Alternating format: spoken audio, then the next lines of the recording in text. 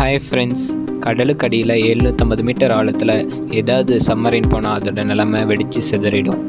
ஒருவேளை ஒரு மனிதன் கடலுக்கு அடியில் 1 கிலோமீட்டர் ஆழம் வர எந்த ஆக்சிஜன் சிலிண்டரும் இல்லாமல் போனால் என்ன நடக்கும் அப்படின்னு யோசிச்சு பார்த்துருக்கீங்களா? ரொம்ப ஆழத்துக்கு போகிறதுனால அந்த மனிதனோட லங்ஸ் உடஞ்சி டேமேஜ் ஆகிடும். மனிதனால் இதுவரை 11 கிலோமீட்டர் ஆழத்தில் இருக்க சேலஞ்சர் டீப் அப்படின்ற ஒரு பிளேஸை மட்டும்தான் கண்டுபிடிக்க முடிஞ்சது. கண்டிப்பாக இதை பற்றி நீங்கள் யோசிச்சிருப்பீங்க. அது என்னன்னா, உண்மையாக கடல் எவ்வளோ ஆழம் இருக்கும், கடலுக்கு அடியில் என்ன தான் இருக்குது, மனித உலகத்தோட கம்பேர் பண்ணும்போது வித்தியாசமாக இருக்குமா இல்லை ஒரே மாதிரி இருக்குமா? இந்த மாதிரி இதுக்கு தான் நம்ம இந்த வீடியோவை கொண்டு வந்திருக்கோம். ஸோ இந்த வீடியோவை கடைசி வரை ஸ்கிப் பண்ணாமல் பாருங்கள். வாங்க வீடியோக்குள்ளே போகலாம்.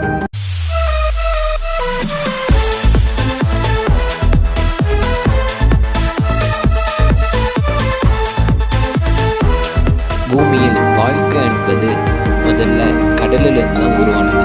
முதல்ல மைக்ரோ ஆர்கானிசம்ஸ் தான் பிறந்தது.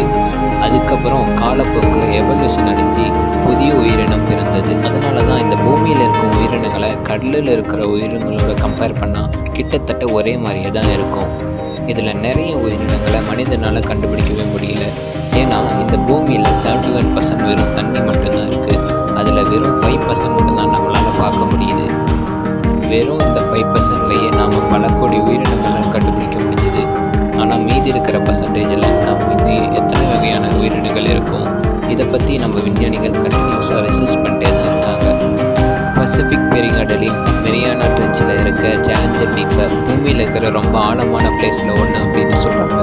இதோட ஆழம் கிட்டத்தட்ட 11 கிலோமீட்டர் ஆழம் இருக்கும். இது எந்த மாதிரியான பிளேஸ்னால், இங்கே சூரியன் ஒளிச்சு கூட சேர முடியாது. வெறும் இருட்டு மட்டும்தான் இருக்கும்.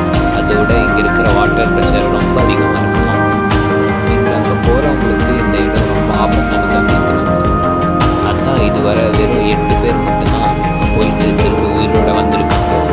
ஃப்ரெண்ட்ஸ், வெறும் சேலஞ்சர் டீப்பை வச்சு கடலோட ஆழத்தை எஸ்டிமேட் பண்ண முடியாது. இந்த கடலில் நம்ம அருகிப்பட்டாத எவ்வளவோ ஒரு அவசியம் வந்து கடலோட ஆழத்தை நம்ம முழுசாக புரிஞ்சுக்கணும்னா நம்ம ஸ்டார்டிங்லேருந்து பார்க்க வேண்டியதாக இருக்கும்.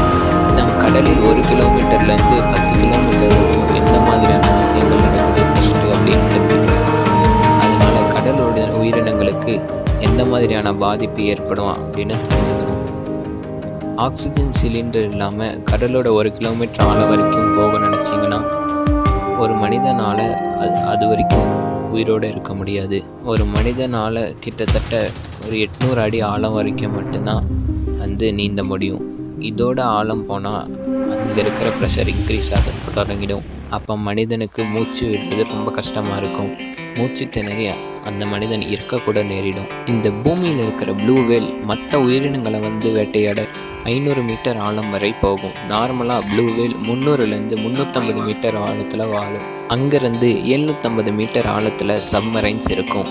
அவங்களோட நாட்டை காப்பாற்ற அந்த சப்மரைன்ஸ் அங்கே இருக்குது. அந்த சப்மரைனை தாண்டி இன்னும் கீழே போனால் அந்த வாட்டர் ப்ரெஷரை கண்ட்ரோல் பண்ண முடியாது.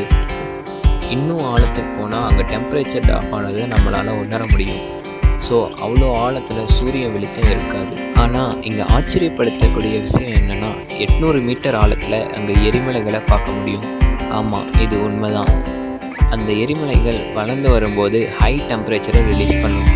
இது அங்கே வாழ உயிரினங்களுக்கு யூஸ்ஃபுல்லாக இருக்கும். இந்த மாதிரி நீங்கள் எந்த அளவுக்கு போகிறீங்களோ டார்க்னஸ் அண்டு ப்ரெஷர் இன்க்ரீஸ் ஆகிட்டே இருக்கும்.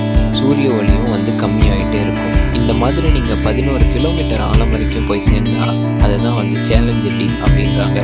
சேலஞ்சர் டீப் எவ்வளோ ஆழம் இருக்கும் அப்படின்னா, நம்ம உலகத்தில் பெரிய மலை, அதாவது மவுண்ட் எவரெஸ்ட்டை தலைகீழ திருப்பி வச்சால் அதோட அதிகமாக இருக்கும் அப்படி. ஆனால் விஞ்ஞானிகள் செஞ்ச அட்வான்ஸ்டு மிஷினை வச்சு இந்த சேலஞ்சர் டீப் வரைக்கும் வர முடிஞ்சது. ஆனால் அதுக்கப்புறம் என்ன இருக்குது அப்படிங்கிறத இது வரைக்கும் கண்டுபிடிக்கவே முடியும். கடலோட ஆழத்தை நம்ம தெரிஞ்சுக்கிறதுக்கு முன்னாடி நம்ம பூமிக்கு அடியில் என்ன இருக்குது அப்படின்ட்டு தெரிஞ்சுக்கணும். இந்த பூமியில் 3 லேயர் இருக்குது. அதாவது க்ரஸ்ட், மேண்டில், கோர் அப்படிங்கிறாங்க. அப்போ கடலுக்கு அடியில் என்னதான் தண்ணீர் தான் இருக்குது. அந்த தண்ணி கடல் தண்ணி கிடையாது. அந்த தண்ணி லைஃப் அட்மாஸ்பியர் உருவாகிறதுக்கு முன்னாடி உருவானது. பல வருஷமாக பூமி நல்ல மழை இருந்தப்போ அந்த வானத்துலேருந்து வந்த தண்ணி பூமி ரொம்ப ஆழமாக இருந்ததுனால் அந்த தண்ணீர் கடலுக்கு அடியில் இருக்குது அப்படின்னு சொல்லணும். பல வருஷமாக தண்ணீர் இந்த க்ரஸ்ட் லேயருக்கும் மேண்டில் லேயருக்கும் நடுவில் வந்து ஸ்டோர் ஆகிடும். இந்த 2 லேயருக்கும் நடுவில் தான் கடல் அப்படிங்கிற ஒரு அதிசயமான இயற்கை இருக்குது. இப்போ உங்களுக்கு ஓரளவு கிளாரிட்டி கிடச்சிருக்கும் கடல் ஆழத்தில் என்ன இருக்குது அப்படிங்கிறது. ஆனால் இப்போ நான் சொல்ல போகிறது கொஞ்சம் பேருக்கு தான் வந்து தெரிஞ்சிருக்கும். ஆனால் இந்த கதையை கேட்குறதுக்கு விசித்திரமாக இருந்திருக்கலாம். ஆனால் இது 100% உண்மை. அது என்னன்னு பார்த்தீங்கன்னா, கடலுக்கு அடியில் என்ன இருக்குது அப்படின்னு தெரிஞ்சுக்க விஞ்ஞானிகள் பல வருஷமாக ரிசர்ச் பண்ணிட்டு தான் இருக்காங்க. அந்த ரிசர்ச் மூலமாக மெக்சிகோ கடலுக்கு அடியில் ஒரு நதியை கண்டுபிடிக்கிறாங்க. அந்த நதிக்கு சினோட்டி ஆஞ்சலிட்டான்னு பேர் வச்சாங்க. இது அந்த கடலுக்கு 115 அடிக்கு கீழே இருக்குது. இந்த நதியோட தண்ணீர் அந்த அளவுக்கு ஃப்ரெஷ்ஷாக இருக்காது. சேம் இதே மாதிரி பிளாக் ஷீ கடியில் கூட உலகத்தோட பெரிய நதி இருக்குது. இது சுமார் 100 அடிக்கு கீழே இருக்குது. உங்களில் நிறையா பேரில் கடலுக்கு அடியில் நதி இருக்குது அப்படின்னு சொன்னால் உங்களால் நம்ப முடியாமல் கூட இருக்கலாம்.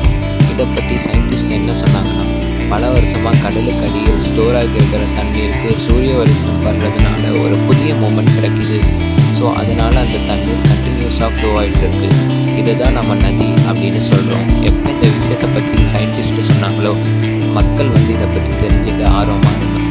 இன்னொரு காரணம் என்னென்னா, கடலின் வேறு வேறு பகுதியிலேருந்து சூரிய வெளிச்சம் வந்து சேரும். ஸோ அதனால் அந்த சில பகுதியில் வந்து தண்ணீர் குளிர்ச்சியாக இருக்கும், சில பகுதியில் சூடாகவும் இருக்கும். ஸோ அது மட்டும் இல்லாமல் கடலின் நதி உருவாக பூமியோட ரொட்டேஷன் ஸ்பீடை வந்து டிபெண்ட் பண்ணியிருக்கு.